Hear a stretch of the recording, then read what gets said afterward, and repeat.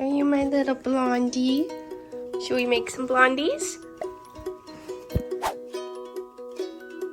Hey everybody, welcome back to another episode on Kristie vs. Kitchen. On today's episode, we are going to be making something that I have never made before. And you've got to let me know down below, was your family growing up a Brownies family or a Blondies family? In my household, we had 5 women, so we needed that chocolate, and so we were definitely a Brownies family. So I'm really excited to try this recipe today. It seems very straightforward, but you never know what can go wrong. Now just remember, the recipe is linked all down below if you do want to try this yourself. So to get started, we need 1 tablespoon of cornstarch, 1 teaspoon of salt, and 1 teaspoon of baking soda. Right, baking soda, not powder, baking soda.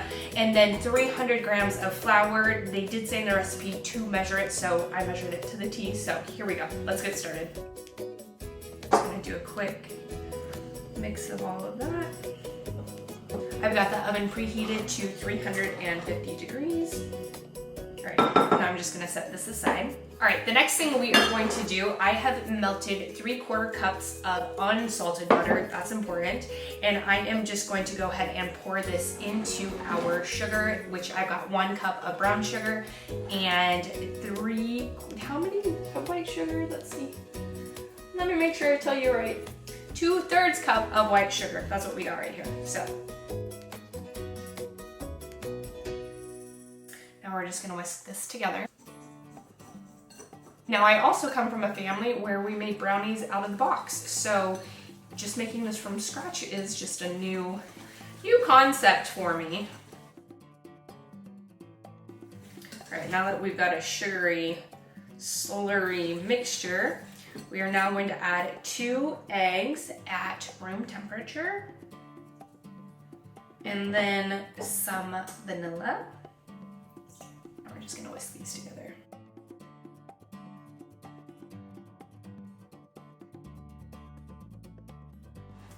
Now I'm just going to go ahead and pour this into the flour, and then we will mix it all together. I'm just gonna gently fold this together.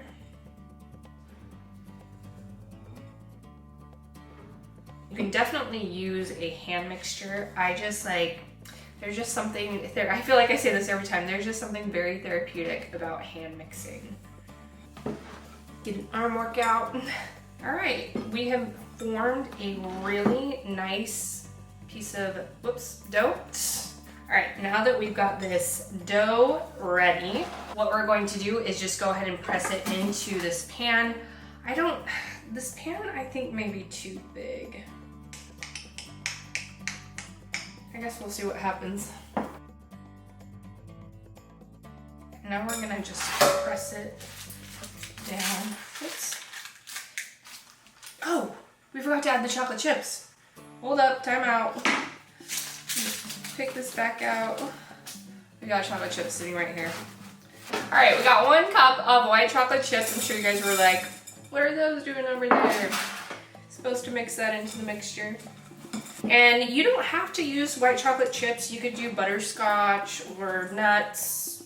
That's what the recipe said, but I personally love white chocolate chips. I don't feel like you can go wrong with white chocolate. My arms are tired. All right, now let's go ahead and press it into the pan. Use my hands to press it into the corners. Okay, we finally got them into the pan. Now they are gonna go into the oven for about 30 to 35 minutes. I'm gonna put them in for 30 and then just check them.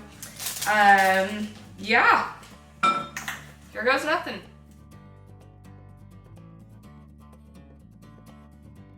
All right, you guys, we're back. I had a feeling, I could smell it and it smelled amazing. So I had a feeling to check it. It had 2 more minutes before we hit the 30, but it was already looking pretty brown on top. So I pulled it out and I'm really glad I did. If I would have left them in any longer, it would have overcooked. So I did look at the recipe and he said to use a 9x9. I'm using a 9x13. So I think that that's where the baking variations were gonna be. So I am going to just go ahead and let this cool, and then we are going to cut into it and try it. And you guys, it smells amazing. All right, we are back. I am getting impatient, as I normally am when it comes to baked goods. So we're just gonna go ahead and cut into this. I love the parchment paper because it just slid right onto the plate, and I just like, ooh. I'm just going to measure them out before I cut them all the way through. I can't even tell you how good these smell.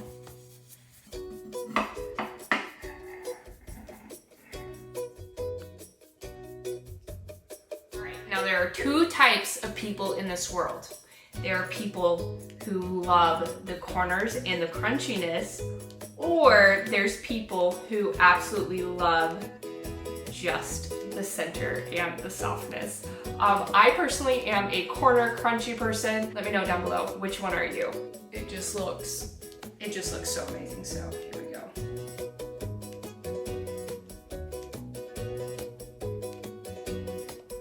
Oh my gosh. Okay, you guys, this tastes like the perfect blend of brown sugar and white chocolate. Now, when I think the holidays, I think exactly this flavor combination. This is absolutely amazing. I mean, I can't believe my entire life I've been a brownie person. I think I have been converted to Blondies. So good. I think next time I would even try combining maybe some dried cranberries. I think that this recipe could be very versatile to make it exactly how you want it. You could even do butterscotch chips. So many really, really good ideas. So you have to let me know down in the comments below if you do decide to try it and how it turned out for you. Thank you so much for watching another episode on Kristie vs. Kitchen. Make sure to like the video if you liked it, subscribe, hit the bell, and we'll see you next time. Cheers.